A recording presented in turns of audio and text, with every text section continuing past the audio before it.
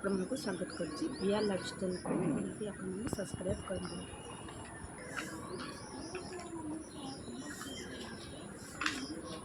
ପ୍ରଥମେ ଭିଡ଼ିଓଟିକୁ ଆପଣଙ୍କୁ ଭଲ ଲାଗିଲେ ନିଶ୍ଚୟ ଶେଷ ପର୍ଯ୍ୟନ୍ତ ଦେଖନ୍ତୁ। ଫାଷ୍ଟ ହଳଦୀ ପାଣି ଦେଲେ ବ୍ୟକ୍ତିଙ୍କୁ ରୋଜଗାରକ୍ଷମ କରିଥାଏ, ବ୍ୟବସାୟ ଏବଂ ଚାକିରି ମଧ୍ୟ ଉନ୍ନତି ଦେଖାଇଥାଏ।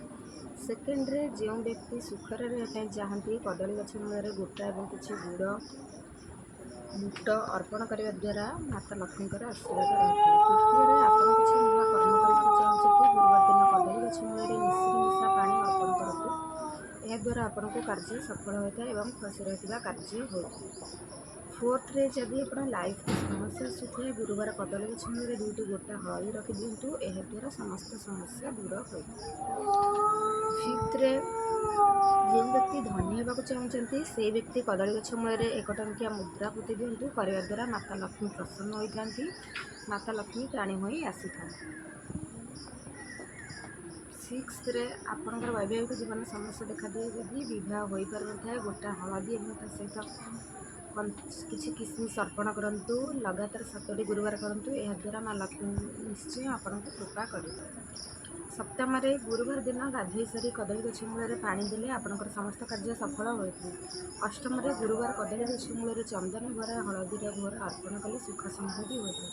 ଜୀବନର ସମସ୍ତ ପ୍ରକାର ଆପଣଙ୍କର ଯେଉଁ ସମସ୍ୟା ରହିଥାଏ ତାହା ଧନ ସମ୍ପତ୍ତିରେ ଭରପୁର ହୋଇଥାଏ।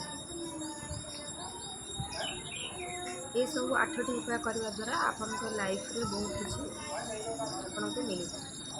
ଯଦି ଆପଣଙ୍କୁ ଭିଡ଼ିଓଟି ଭଲ ଲାଗିଥାଏ ତାହେଲେ ଲାଇକ୍ ସବସ୍କ୍ରାଇବ୍ ନିହାତି କରିବେ। ଜୟ ଜଗନ୍ନାଥ, ନମସ୍କାର। ତ ଆପଣମାନଙ୍କର ଯଦି ଲାଇଫରେ କିଛି ବି ସମସ୍ୟା ଅଛି ଏହି 8ଟି ଉପାୟ କରନ୍ତୁ। ଏହି 8ଟି ଉପାୟ କରିବା ଦ୍ୱାରା ଦେଖିବେ ଆପଣଙ୍କର ସବୁକିଛି ସମସ୍ୟାର ସମାଧାନ ହେଇଯିବ। ଆଉ ଆପଣଙ୍କ ଲାଇଫରେ ଯାହା ବି ପ୍ରୋବ୍ଲେମ୍ ଅଛି, ଏନି ପ୍ରୋବ୍ଲେମ୍ ଆପଣ ଏଇ 8ଟି ଉପାୟକୁ ଆପଣାନ୍ତୁ, ଆପଣ ନିଶ୍ଚୟ ତାର କିଛି ନା କିଛି ରେଜଲ୍ଟ ପାଇବେ।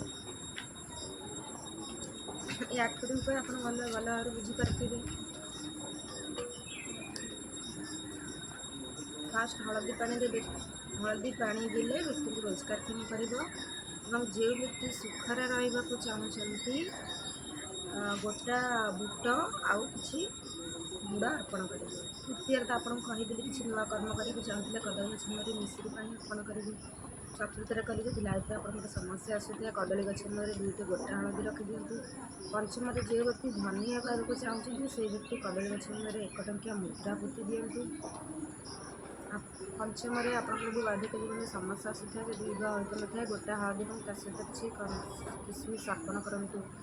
ସପ୍ତମରେ ଆପଣଙ୍କୁ କହିଲି କି ଗୁରୁବାର ଗାଧୋଇ ସାରି ହଳଦୀ ଗଛ ମୂଳରେ ପାଣି ଦେଲେ ଆପଣଙ୍କର ସମସ୍ତ କାର୍ଯ୍ୟ ସଫଳ ହୋଇଥାଏ। ଅଷ୍ଟମରେ ଗୁରୁବାର କଦଳୀ ଗଛ ମୂଳରେ ଚନ୍ଦନ ଭରା ହଳଦୀର ଘୋର ଅର୍ପଣ କଲେ ସୁଖ ସମୃଦ୍ଧି ହୋଇଥାଏ, ଜୀବନର ସମସ୍ତ ପ୍ରକାର ସମସ୍ୟା ଦୂର ହୋଇଥାଏ, ଯାହାକି ଧନ ସମ୍ପତ୍ତିରେ ଭରପୁର ହୋଇଥାଏ। ତ ଏହି 8ଟି ଉପାୟ ଆପଣ ଅବଲମ୍ବନ କରନ୍ତୁ, ଦେଖିବେ ଆପଣଙ୍କ ଲାଇଫରେ ବହୁତ କିଛି ସମସ୍ୟାର ସମାଧାନ ହୋଇପାରିବ। ଆପଣ ଏସବୁ ଭିଡ଼ିଓ ଦେଖିବା ପାଇଁ ମୋ ଚ୍ୟାନେଲ୍ ଲାଗିକି ରୁହନ୍ତୁ। ଆପଣଙ୍କ ଯଦି ଭିଡ଼ିଓଟି ଭଲ ଲାଗିଛି ଲାଇକ୍ ସେୟାର ସବସ୍କ୍ରାଇବ୍ ନିହାତି କରିବେ। ରହିଲି, ଜୟ ଜଗନ୍ନାଥ, ନମସ୍କାର। ଆପଣମାନେ କଦଳୀ ଗଛ ମୂଳରେ ଏହି 8ଟି ଜିନିଷ କରିକି ଦେଖନ୍ତୁ, ଆପଣଙ୍କର ଲାଇଫରେ ନିହାତି କିଛି ନା କିଛି ପ୍ରୋବ୍ଲେମର ସର୍ଟ ଆଉଟ୍ ହେଇଯିବ। ଯଦି ଆପଣଙ୍କର ବିଶ୍ୱାସ ହେଉନି ତାହେଲେ ଥରେ କରିକି ଦେଖନ୍ତୁ ଆପଣଙ୍କର ଏଇ 8ଟି ଉପାୟ କରିବା ଦ୍ୱାରା ଆପଣଙ୍କର କିଛି ନା କିଛି ପ୍ରୋବ୍ଲେମର ସର୍ଟ ଆଉଟ୍ ହେଉଛି କି ନାହିଁ। ଆକ୍ଚୁଆଲି କଦଳୀ ଗଛ ବହୁତ ଶୁଭ ହୋଇଥାଏ। କଦଳୀ ଗଛ ଏତେ ଶୁଭ ହୋଇଥାଏ ଯେ ସମସ୍ତେ କଦଳୀ ଗଛକୁ ପୂଜା ବି କେହି କରନ୍ତି। ଆପଣ ଦେଖିବେ ଘର ପ୍ରତିଷ୍ଠାରେ ବି କଦଳୀ ଗଛକୁ ପୂଜା କରନ୍ତି।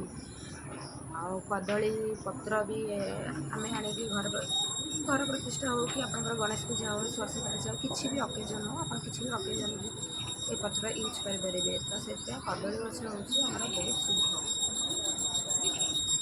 ତ ଆପଣମାନଙ୍କୁ ଯଦି ଏସବୁ ଏଇ 8ଟି ଟିପ୍ସ ଭଲ ଲାଗିବ ତାହେଲେ ନିଶ୍ଚିନ୍ତ ଆପଣ ଲାଇକ୍ ସବସ୍କ୍ରାଇବ୍ ସେୟାର ନିହାତି କରିବେ। ଜୟ ଜଗନ୍ନାଥ, ନମସ୍କାର।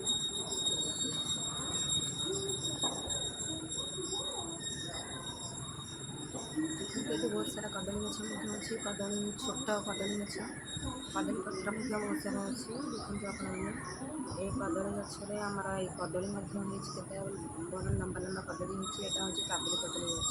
ବହୁତ ଭଲ ଲାଗେ।